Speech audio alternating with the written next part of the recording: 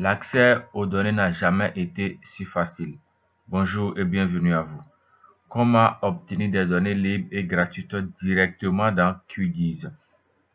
Pour le savoir, restez jusqu'à la fin de cette vidéo pour pouvoir télécharger directement vos différentes données dans QGIS. Si vous êtes nouveau sur cette chaîne, n'hésitez pas à vous abonner, à liker le contenu et à le partager. Pour accéder à une base de données libre sur QGIS, vous devrez avoir accès à l'extension HCMGIS, une extension pour laquelle une vidéo a été réalisée précédemment qui vous permettait de l'installer et de comprendre son fonctionnement. Vous aurez le lien en description. Pour cette vidéo-ci, vous avez ici l'option HCMGIS qui est au niveau des menus. Vous cliquez dessus.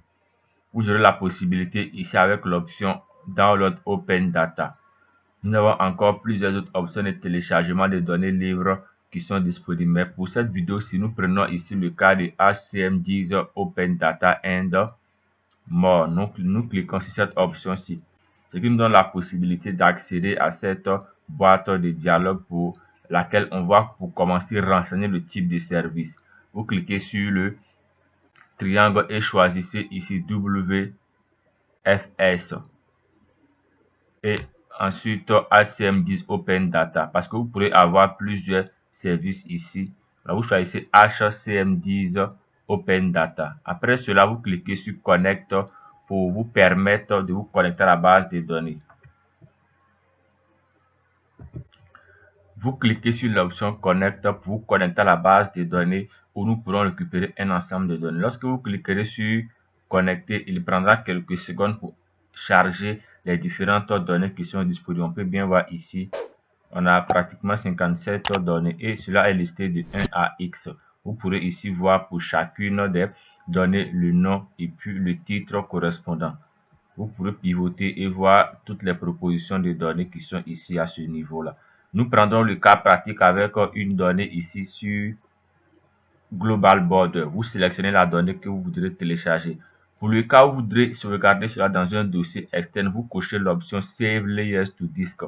Vous cochez ça, puis vous sélectionnez votre dossier de stockage. Moi, je ne vais pas le faire pour cette séance, je vais décocher ça. Je vais me sauvegarder cela par défaut dans le dossier User HP. Donc, si je fais appliquer, il prendra quelque temps selon la capacité du fichier et il va charger cette donnée vectorielle que je pourrais manipuler pour mes différentes réalisations cartographiques. On peut voir ici le chargement qui est en cours, on est pratiquement à 19% et automatiquement les données se mettent à s'ouvrir progressivement selon ici l'évolution du chargement. On peut bien voir ici avec l'Australie carrément à droite ici et on a l'Afrique au centre et on a l'Asie, disons l'Amérique du Sud, l'Amérique du Nord et on a l'Asie dans cette zone-là. Donc cette donnée étant téléchargée, vous pourrez maintenant fermer cette fenêtre-là et on peut accéder à la table d'attributs de cette donnée-ci pour voir son contenu qui est Géonode Global Border Polygon. On peut bien voir ici la liste des pays à ce niveau-là. Afghanistan, Albanie, Algérie et autres pays qui sont ici listés. Vous pourrez aussi avec l'option de sélection cliquer pour avoir accès à ces différents pays-là pour lesquels vous voulez réaliser une cartographie bien définie. Pour davantage de contenu, n'hésitez pas à vous abonner, à liker le contenu, à le partager. À très bientôt et prenez soin de vous.